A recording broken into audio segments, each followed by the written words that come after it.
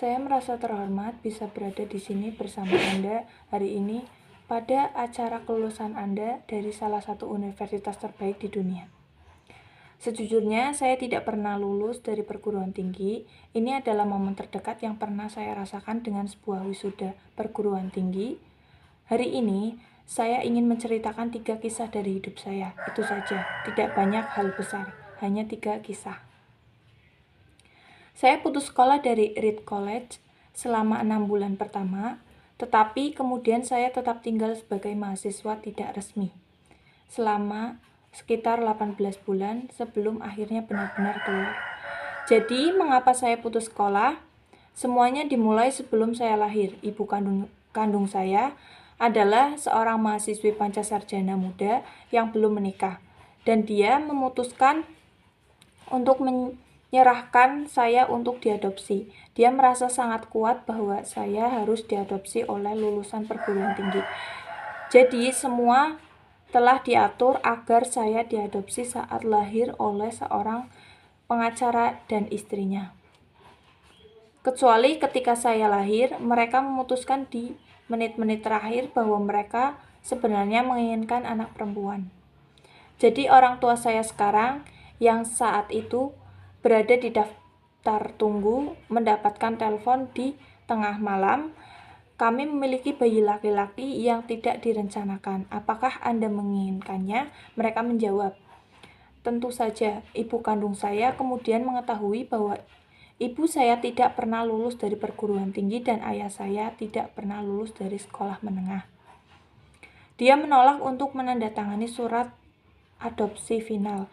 Dia baru melunak beberapa bulan kemudian ketika orang tua saya berjanji bahwa suatu hari saya akan kuliah. Dan 17 tahun kemudian, saya benar-benar kuliah, namun dengan naifnya saya memilih universitas yang hampir sama mahalnya dengan Stanford dan seluruh tabungan orang tua saya yang merupakan kelas pekerja habis untuk biaya kuliah saya. Setelah 6 bulan, saya tidak bisa memiliki nilai dari semua itu. Saya tidak tahu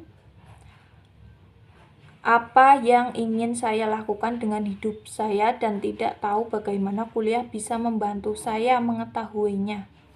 Di sini saya menghabiskan semua uang yang telah dikumpulkan orang tua saya sepanjang hidup mereka. Jadi, saya memutuskan untuk putus sekolah dan percaya bahwa semuanya akan baik-baik saja. Saat itu rasanya cukup menakutkan, tetapi tidak menengok ke belakang. Itu adalah salah satu keputusan terbaik yang pernah saya buat. Begitu saya putus sekolah, saya bisa berhenti mengambil kelas wajib yang tidak menarik minat saya dan mulai masuk ke kelas-kelas yang terlihat menarik. Keadaannya tidak selalu romantis. Saat tidak punya kamar asrama, jadi saya tidur di lantai di kamar teman-teman saya. Saya mengembalikan botol Coca-Cola untuk mendapatkan deposit 5 sen agar bisa membeli makanan dan saya akan berjalan sejauh 7 mil melintas kota setiap hari Minggu malam untuk mendapatkan satu makanan lezat seminggu di kuil Har Krishna. Saya menyukainya dan banyak hal yang saya temui karena mengikuti rasa ingin tahu dan intuisi saya ternyata menjadi sangat berharga di kemudian hari. Saya beri Anda satu contoh. Reed College saat itu menawarkan kelas kaligrafi terbaik di negaranya. Di seluruh area kampus, setiap poster, setiap label di setiap laci ditulis tangan dengan kaligrafi yang indah karena saya sudah putus sekolah dan tidak harus mengambil kelas biasa. Saya memutuskan untuk mengambil kelas kaligrafi untuk mempelajari cara melakukannya. Saya belajar tentang rupa huruf sertif dan sans sertif, tentang variasi jumlah spasi di antara kombinasi huruf yang berbeda, tentang apa yang membuat tipografi hebat menjadi luar biasa. Itu sangat indah, bersejarah, berseni dengan cara yang tidak dapat ditangkap oleh sains, dan saya menganggapnya menarik. Semua ini tidak memiliki harapan untuk diterapkan secara praktis dalam hidup saya. Namun 10 tahun kemudian ketika kami merancang komputer Macintosh pertama, semuanya kembali kepada saya dan kami merancang semuanya ke dalam Match. Itu adalah komputer pertama dengan tipografi yang indah. Jika saya tidak pernah masuk ke kelas tunggal itu di perguruan tinggi, Match tidak akan pernah memiliki beberapa rupa, huruf, atau jenis huruf yang berjarak proporsional. Dan karena Windows hanya meniru Match, memungkinkan besar tidak akan ada komputer pribadi yang memilikinya. Jika saya tidak pernah lulus sekolah, saya tidak akan pernah masuk ke kelas kaligrafi ini, dan komputer pribadi mungkin tidak akan memiliki tipografi luar biasa seperti yang mereka miliki sekarang. Tentu saja, tidak mungkin menghubungkan titik-titik tersebut dengan melihat ke depan ketika saya masih di perguruan tinggi. Namun, itu sangat jelas ketika melihat ke belakang 10 tahun kemudian. Sekali lagi, Anda tidak dapat menghubungkan titik-titik dengan melihat ke depan. Anda hanya dapat menghubungkan dengan melihat ke belakang. Jadi, mereka harus percaya ketika titik-titik itu entah bagaimana akan terhubung di masa depan Anda. Anda harus percaya pada insting Anda, takdir, hidup, karma, apapun. Pendekatan ini tidak pernah mengecewakan saya, dan itu telah membuat semua perbedaan dalam hidup saya. Saya beruntung saya menemukan apa yang saya suka lakukan sejak awal kehidupan. Dan saya memulai Apple di garasi orang tua saya ketika saya berusia 20 tahun. Kami bekerja keras dan dalam 10 tahun Apple telah berkembang dari sekedar kami berdua di garasi menjadi perusahaan senilai 2 miliar dengan lebih dari 4.000 karyawan.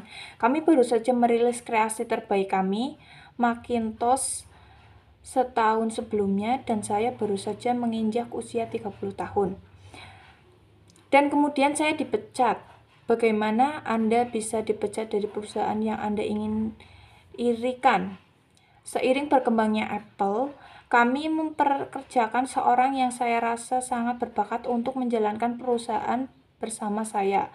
Dan selama tahun pertama atau lebih, segalanya berjalan lancar. Namun kemudian visi kami tentang masa depan mulai berbeda, dan akhirnya kami berselisih. Ketika kami berselisih, Dewan Direksi memihak dia. Jadi di usia 30 tahun saya keluar dan sangat terbuka apa yang telah menjadi fokus dari seluruh kehidupan dewasa saya hilang begitu saja dan tidak sangat menghancurkan.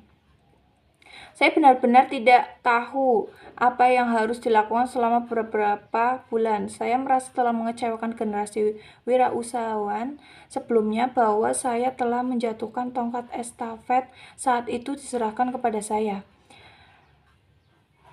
Saya bertemu dengan David Packard dan Bob Noyce dan mencoba meminta maaf karena telah mengacaukan segala dengan begitu buruk. Itu adalah kegagalan publik yang sangat besar dan saya bahkan berpikir untuk melarikan diri dari Silicon Valley. Namun sesuatu perlahan mulai fajar bagi saya. Saya masih mencintai apa yang saya lakukan. Perkembangan peristiwa di Apple tidak mengubah hal ini sedikit pun. Saya telah ditolak, tetapi saya masih jatuh cinta. Jadi saya memutuskan untuk memulai kembali. Saat itu saya tidak melihat, tetapi ternyata dipecat dari Apple adalah hal terbaik yang pernah terjadi pada saya. Beban berat menjadi sukses digantikan oleh ringannya menjadi seorang pemula lagi. Kurang yakin tentang segalanya itu membebankan saya untuk memasuki salah satu periode paling kreatif dalam hidup saya. Selama 5 tahun berikutnya, saya memulai sebuah perusahaan bernama Nexte, perusahaan lain bernama Pixar, dan jatuh cinta dengan seorang wanita luar biasa yang menjadi istri saya, Pixar kemudian menciptakan film animasi komputer pertama di dunia, Toy Story, dan sekarang menjadi studio animasi paling sukses di dunia. Dalam putaran peristiwa yang luar biasa, Apple membeli Next saya kembali ke Apple dan teknologi yang kami kembangkan di Next menjadi jantung dari kebangkitan Apple saat ini. Dan Laure